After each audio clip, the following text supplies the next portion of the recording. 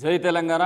శ్రీమతి కల్వకుంట్ల కవితక్క గారు కాంగ్రెస్ ప్రభుత్వం ఈ రాష్ట్రంలో 1,00,000 ఎకరాల సంబంధించినటువంటి భూదోపిడికి పాల్పడుతుందని చేసినటువంటి ఆరోపణలపైన వేములవాడ సంబంధించినటువంటి శాసనసభ్యులు అయినటువంటి ఆది శ్రీనివాస్ గారు ఇవాళ రెస్పాండ్ అయ్యి తన ఇష్టం వచ్చినట్టుగా మాట్లాడడం జరిగింది. పూర్తిగా తెలంగాణ రక్షణ సేన తరఫున ఆది శ్రీనివాస్ గారి యొక్క మాటలను నేను తీవ్రంగా ఖండిస్తూ ఉన్నా. ఇలా హైడ్రాను అడ్డు పెట్టుకొని 1,00,000 ఎకరాల సంబంధించినటువంటి తెలంగాణ భూములను కొల్లగొట్టుకున్నది వాస్తవమా కాదా ఇలా రాష్ట్ర ప్రభుత్వం సమాధానం చెప్పాల్సినటువంటి అవసరం ఉన్నది. ఒకవైపున ఆధారాలతో సహా మీ యొక్క దర్యాప్తు సంస్థలకు మీ యొక్క హైడ్రాకు మేము సంబంధించిన సమాచారాన్ని కూడా మొత్తం ఇస్తున్నప్పుడు కూడా నీ కళ్ళు కనపడతలేవా ఆది శ్రీనివాస్, నీ తలకాయ ఎక్కడ ఉన్నది ఒకసారి ఆలోచన చేయాల్సినటువంటి అవసరం ఉన్నది. ఆదిత్య కన్స్ట్రక్షన్స్ విషయంలో గతంలోనే మేము ప్రత్యక్షంగా పోయి మా నాయకురాలు పోయి ఆదిత్య కన్స్ట్రక్షన్ ముందు కూడా మేము ప్రొటెస్ట్ చేయడం జరిగింది. ఈ ప్రజల యొక్క ఆస్తి వరదలు వస్తే అనేక రకాలుగా ప్రజలందరూ కూడా లోతట్టు ప్రాంతాలను కూడా ఇబ్బందులు పడుతున్నారు. ఈ సంబంధించినటువంటి మూసి గర్భంలో కడుతున్నారని చెప్పేసి సంబంధిత ఆధారాలను కూడా ఇచ్చినప్పటికీ కూడా హైడ్రా కమిషనర్కు కనీసం నిమ్మకు నీరెత్తినట్టు ఉండిపోయిండు. మరి ఇవాళ మూసి గర్భంలో కడుతున్నటువంటి ఆ కట్టడాన్ని సమర్థిస్తూ ఆది శ్రీనివాస్ ఇలా మాట్లాడితే ఏమంటాడు, కోర్టు నుంచి వాళ్ళు తెచ్చుకొని నిర్మాణం చేపడుతున్నారని అంటున్నాడు. అంటే అదే కోర్టు నుంచి పేద మధ్యతరగతి బిడ్డలు కూడా బలువు బడగిన వర్గాలకు సంబంధించిన బిడ్డలు కూడా కోర్టు నుంచి నోటీసులు తెచ్చుకొని మీ ప్రభుత్వానికి ఇచ్చేసి మా ఇల్లు కూర్చొద్దు మొర్రో అని చెప్పేసి మొత్తుకుంటుంటే కూడా గర్భంతో ఉన్నటువంటి మహిళలు అనేటువంటి కూడా చూడకుండా పేద బిడ్డల యొక్క ఇల్లు కూల్స్తుంటే ఆ రోజు వాళ్ళ దుఃఖం మీకు కనపడలేదా? అంటే పెద్దోళ్ళకు ఒక న్యాయం, పేదలకు ఒక న్యాయమా? ఆదిత్య బిల్డర్ సంబంధించినటువంటి దాంట్లో, ఆదిత్య కన్స్ట్రక్షన్స్ దాంట్లో మీ వాటా ఎంతో ఇవాళ రేవంత్ రెడ్డి బయట సమాధానం చెప్పాల్సినటువంటి అవసరం ఉంది. ఆది శ్రీనివాస్ నీ యొక్క నాయకుని యొక్క వాటెంతో ఇలా నువ్వు బయటికి చెప్పాల్సినటువంటి అవసరం ఉన్నది. హైడ్రా కమిషనర్ రంగనాథ్ నీ యొక్క వాటా ఇంత, నీకు పోకిరి సినిమాలో కనుక పోలీస్ ఆఫీసర్కు ఇస్తారు కదా ఏది ఫ్లాట్ ఇచ్చినట్టుగా, అట్లా ఆ బిల్డర్లతో నువ్వు కుమ్మక్కైనవా? మరి హైడ్రా సంబంధించిన బుల్డోజర్లు పేద ప్రజల గుండెల మీదకి పోతాయి కానీ పెద్దోళ్ళ కాళ్ళ దగ్గర కూడా పోట్లేవా? సమాధానం చెప్పాల్సినటువంటి అవసరం ఉన్నది. హైడ్రా కమిషనర్ ఉన్నటువంటి నువ్వు నిష్పక్షపాతంగా వ్యవహరించాలి కదా.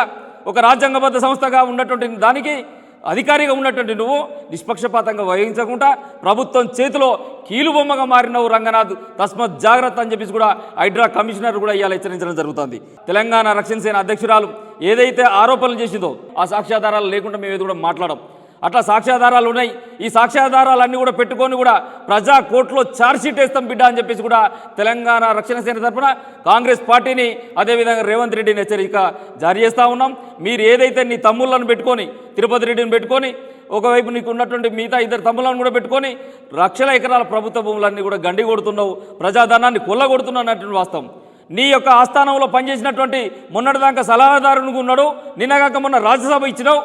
వేం నరేందర్ రెడ్డి కొడుకు, వేం నరేందర్ రెడ్డి ఇద్దరు కూడా ప్రభుత్వ సంబంధించినటువంటి లావాన్ పట్టా భూములను, ప్రభుత్వ సంబంధించినటువంటి అసైన్డ్ భూములను కొల్లగొట్టేసి వాటిని తర్జుమా చేసుకొని పట్టా భూములుగా చేసుకుంటుంటే సాక్ష్యాధారాలతో పేపర్లు రాసినాయి కదా.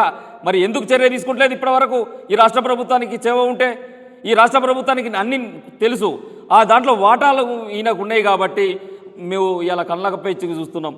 ఒకరోజు బీజేపీ సంబంధించినటువంటి ఎంపీ రఘునందన్ రావు కూడా పేదలకు సంబంధించినటువంటి భూములు దోచుకొని అసైన్డ్ భూములను అన్యాక్రాంతరం చేసుకొని వాటిని అన్నిటి కూడా పట్టా భూములుగా తర్జుమా చేసుకుంటుంటే ఈ రాష్ట్ర ప్రభుత్వం ఏం చేస్తుంది? ఇలా బడాబాయికి చోటాబాయి లాగా తయారైపోయినావు, చంద్రబాబు నాయునికి ఇక్కడ ఒక పాలేరులాగా తయారైనావు. ఇలా పవన్ కళ్యాణ్ పైన కూడా ఆరోపణలు ఉన్నాయి కదా, కోడికుంట చెరువును ఆక్రమించుండు పవన్ కళ్యాణ్ అని చెప్పేసి. ఇలా చెరువు శుకం భూములను ఆక్రమిస్తుంటే ఈ ప్రభుత్వం మొద్దు నిద్రపోతుందా? నీ హైడ్రా మొద్దు నిద్రపోతుందా? ఏం చేస్తుంది ఈ రాష్ట్ర ప్రభుత్వం? ఇలా పవన్ కళ్యాణ్ అభిమానులు వచ్చేసి ఇదే రాష్ట్ర ముఖ్యమంత్రి అనేటువంటి కూడా చూడకుండా అమ్మతోడు నిన్ను మొత్తం కూడా అది చేస్తాము, చంపేస్తాం, నేను లేకుండా చేస్తామని చెప్పేసి ముఖ్యమంత్రిని అంటే కూడా సిగ్గు లేకుండా తెలంగాణ బిడ్డల యొక్క పౌరుషం తెచ్చి ఏ విధంగా ఈ యొక్క రాష్ట్ర ప్రభుత్వం వ్యవహరిస్తుందో ఆలోచన చేయాలి.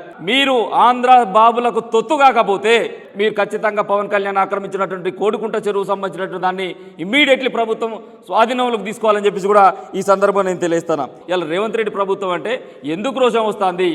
ఇలా వాటిని ఆధారాలతో సహా దర్యాప్తు సంస్థలకు ఇస్తానికి మేము సిద్ధంగా ఉన్నాం, నిరూపిస్తే నువ్వు రాజీనామా చేస్తావు ఆది శ్రీనివాస్ అని చెప్పేసి ఈ సందర్భంగా తెలంగాణ రక్షణ సేన తరఫున ప్రశ్నిస్తూ ముగిస్తున్నా. జై తెలంగాణ.